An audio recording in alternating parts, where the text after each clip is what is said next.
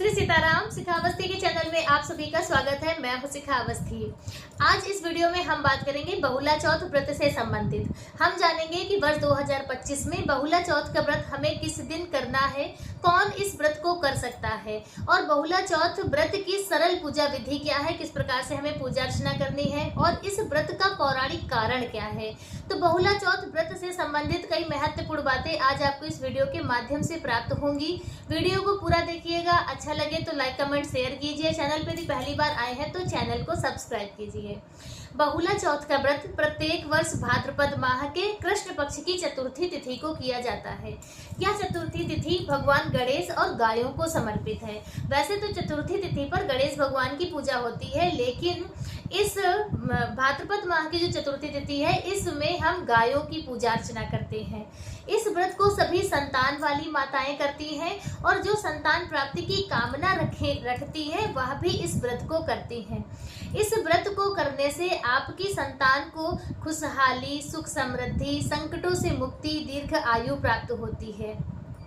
तो बहुला चौथ का व्रत और बहुला चौथ का जो व्रत है वो 2025 में 12 अगस्त दिन मंगलवार को मनाया जाएगा।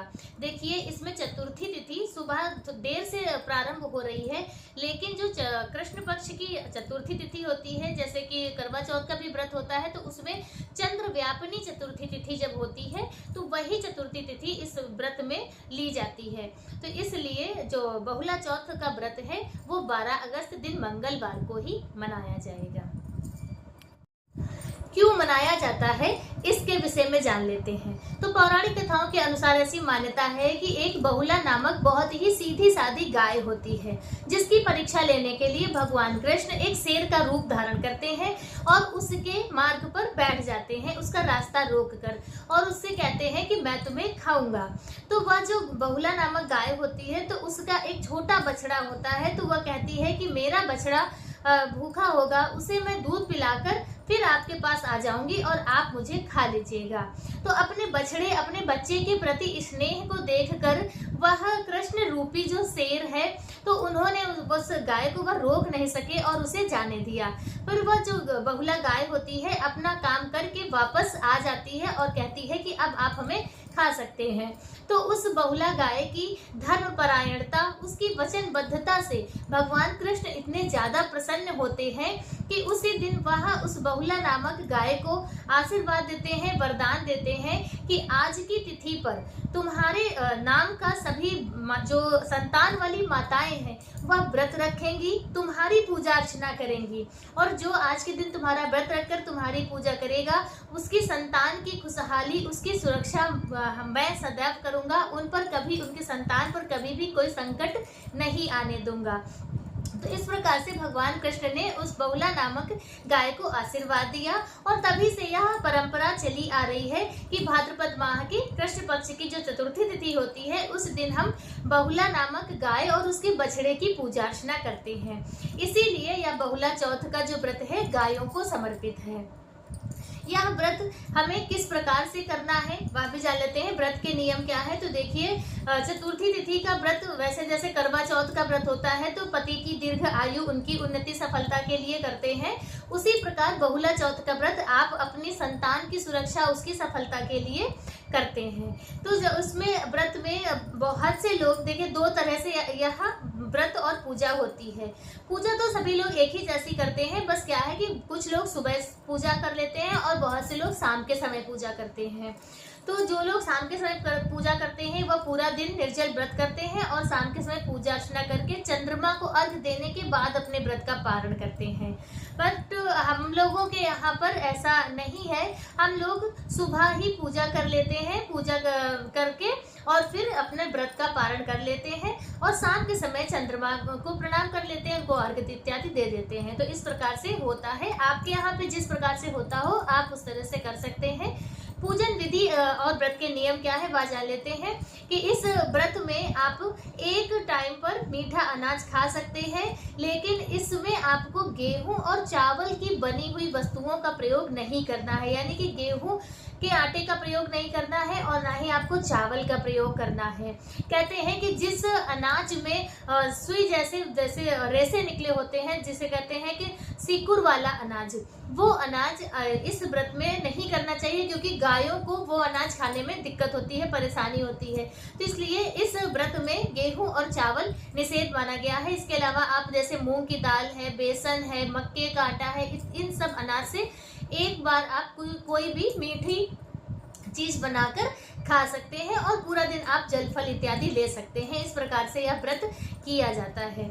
अब चलिए जान लेते हैं। और इस व्रत में गाय का दूध आपको बिल्कुल भी सेवन नहीं करना है, क्योंकि इस दिन हम गायों की पूजा अर्चना करते हैं। तो इसलिए गाय का दूध, उस दूध से बना दही, घी, छाछ इत्यादि किसी भी तरह से गाय के दूध का प्रयोग हमें इस दिन नहीं करना है। या तो आप जैसे भैंस का दूध ले लें या कम से कम दूध का प्रयोग करें। तो इस बात का भी आपको विशेष ध्यान रखना है। चलिए अब पूजन विधि जान लेते हैं कि किस प्रकार से बहुला चौथ में हम पूजा करते हैं। पूजा देखिए जब करते हैं तो एक पाटे पर हम गाय बछड़ा का चित्र बना लेते हैं माटी से। और यदि आपके पास माटी नहीं है तो बहुत से लोग चांदी का गाय बछड़ा बनाकर रख लेते हैं और प्रत्येक वर्ष उसी की पूजा करते हैं। और यदि वो भी नहीं है तो आप कहीं आसपास गौशाला हो, वहां जाकर आप साक्षात गाय बछड़े की पूजा कर सकते हैं। आज के दिन गाय और बछड़े की पूजा करना बहुत ही ज्यादा अनिवार्य होता है। तो हम लोग किस प्रकार से पूजा करते हैं वह पूजन विधि आपको बता रहे हैं कि एक पाटे पर गाय और बछड़े हम लोग बनाते हैं माटी से। एक नदी बनाई जाती है, एक पहाड़ बनाया जाता है और एक शेर बनाया जाता है। इतनी चीजें हम लोग पाटे पर माटी से बनाते हैं। और उसके अलावा एक कलश की स्थापना करते हैं और गणेश भगवान की स्थापना करते हैं। गणेश भगवान की स्थापना के लिए यदि आपके पास कोई फोटो है भगवान का तो आप उसे स्थापित कर सकते हैं, या फिर सुपारी में भगवान जी को आप विराजमान कर सकते हैं, उसमें गणेश जी का स्वरूप मानकर। तो इस प्रकार से आपको करना है। पाटा रख लीजिए और चौक नीचे डाल के फिर आप पाटे को रखिए, गणेश भगवान की स्थापना कीजिए, कलश की स्थापना कीजिए। सभी की आपको विधिवत पूजा अर्चना करनी है और जल का छिड़काव कीजिए। सभी को आप आज के दिन गाय और बछड़े को रोचना लगाया जाता है, जो हल्दी और चूना डालकर बनाते हैं, रोचना लगाते हैं गाय बछड़े को, शेर को, सभी को। और फिर वही रोचना, उसी रोचने से आप जो व्रती महिला होती है अपनी संतान को टीका करती है, उसी जगह पर जहाँ पर पूजा करते हैं उसी जगह पर बैठा के। ठीक है, तो इसलिए रोचना जरूर बनाया जाता है। अक्षत के स्वरूप में आज के दिन चने की दाल प्रयोग में ली जाती है और गुड़ आपको जरूर रखना है पूजा में। और आज के दिन बेसन की पूड़ियों का भोग लगता है। बेसन की पूड़ी बनाते हैं और गुड़, मिठाई, पेड़ा, मिश्री कुछ भी रख लेते हैं मीठे में, और चने की दाल अक्षत के स्वरूप में रखकर फिर पूजा अर्चना करते हैं। जैसा सभी में पूजा करते हैं उसी प्रकार से जल का छिड़काव कीजिए, सभी का टीका कीजिए, सभी के ऊपर पुष्प चढ़ाइए और धूप दीप दिखाइए, आरती कीजिए और कथा सुनिए। कथा बहुत महत्वपूर्ण होती है। कोई भी व्रत उपवास होता है तो आप बहुला चौथ में 4 कथाएं होती हैं, चारों कथाएं आप सुनिए और आरती इत्यादि कीजिए।